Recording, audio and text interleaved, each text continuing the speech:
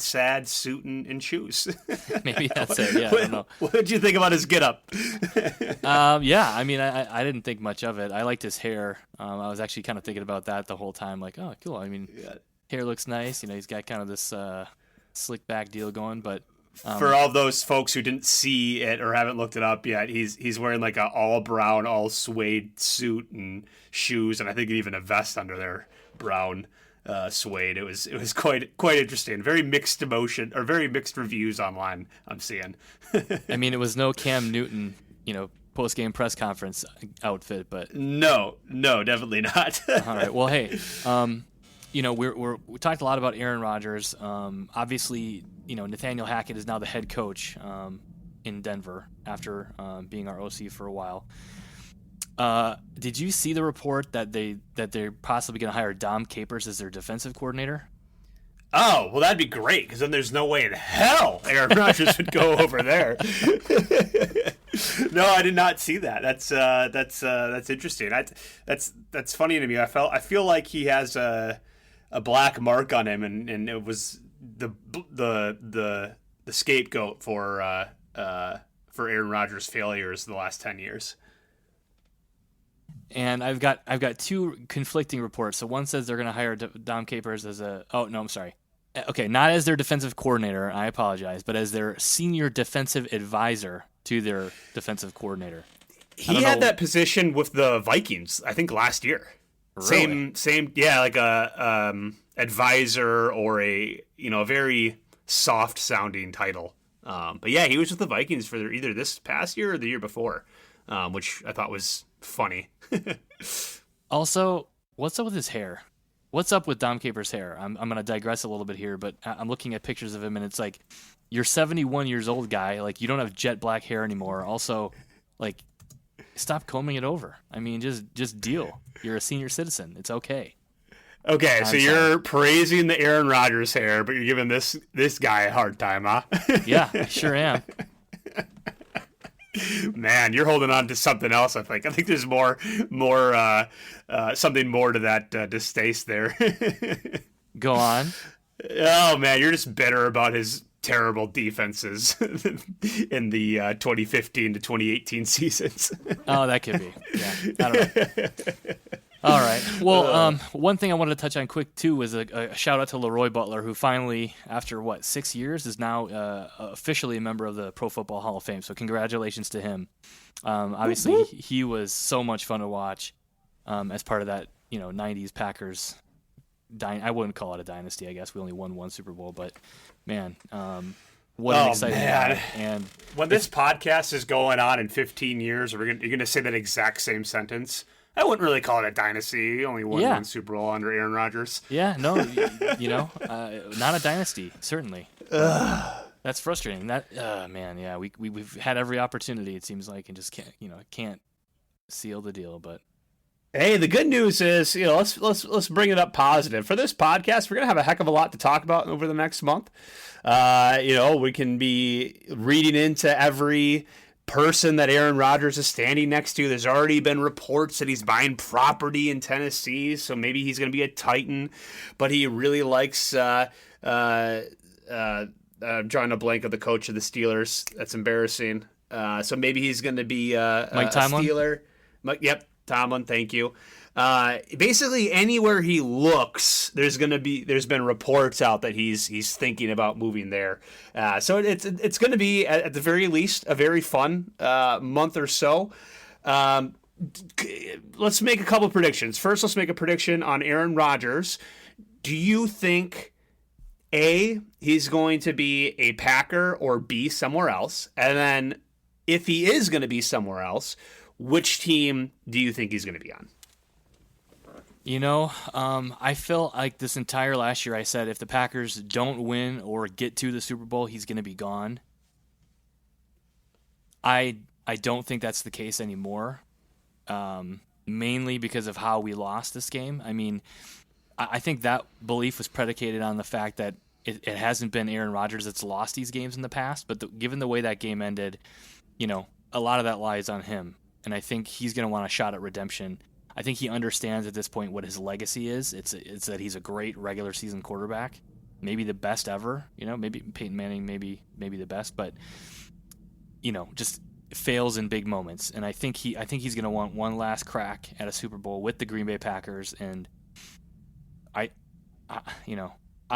feel like after this season he'll be a Packer, and then he'll call it a day, kind of regardless of what happens. All right, and if he does move on, do you like the steam that he's going to be a Denver because of Hackett, or do you think there's a wild card somewhere? Yeah, I don't know. I don't really know why he'd want to go to Denver. I think, like I said, the Packers have everything set up for him to be successful. We saw that this season and last year. I don't know what else the front office can really do to make it enticing for him to stay. Aside from as far as personnel, and then the communication and relationship with the front office. But I have no idea. I mean, if I'm him, I'm going to the Steelers over the Broncos for sure. Yeah. So I'll ask myself the same question. I have the sneaking suspicion that he will stay here as well, for similar reasons you just said. I don't know who else is better set up to make a run at another Super Bowl, right? And there's value in being familiar with a organization. There's value in knowing your coaches. I mean, Hackett is an interesting move. That's kind of the wrench in my prediction here. But I mean, he knows Green Bay. He knows the Halls. He knows his running backs. He knows his receivers. There's not going to be a scenario where he's going to get Lazard, Adams, and whomever else he wants from the Packers. And he's already got them here, theoretically. So I have the sneaking suspicion that he'll want to stay here because I think a tiebreaker in his eyes will say the legacy of being at one place for his whole career is at least a factor. Yeah. So I think there's something there.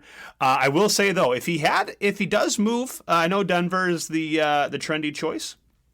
I had a dream last night that we traded straight up with the New England Patriots, quarterback for quarterback. Mac Jones coming here and Aaron Rodgers going there. And I don't know how believable or doable that is, but I had a dream, man. So who knows? Maybe I know something that no one else does. But would you take Mac Jones straight up for Aaron Rodgers right now, today, as it is? I'm not going to dignify that with a response. I don't know. I might do it. All right. Well, let's wrap this up on more of a fun note. Obviously, the Super Bowl is going to be a great game to watch. Very excited for the commercials. Who do you like? Who do you want to win? Who are you rooting for? Who do you think is going to win? Give me everything. All your thoughts on the Super Bowl this weekend. Man, so as a casual fan, I'm rooting for the Rams because I really like Stafford. I think this year just goes to show how bad Detroit was at managing personnel and the coaching and everything that goes into it. I mean, Matt Stafford has been a really good quarterback for a long time for them, and they just could never figure it out. You know what I mean? However, as a Packers fan, I'm rooting for the Bengals because if Joe Burrow as a second-year player wins the Super Bowl, that kind of goes again to show that, hey, you kind of need a quarterback on a rookie deal that plays really well, and then it doesn't lend the credence to the veteran quarterback going somewhere else, going all in narrative. You know what I mean? Because if the Rams win, maybe Aaron Rodgers is like, oh, okay, see what Stafford did, see what Tom Brady did, saw what Peyton Manning did. So.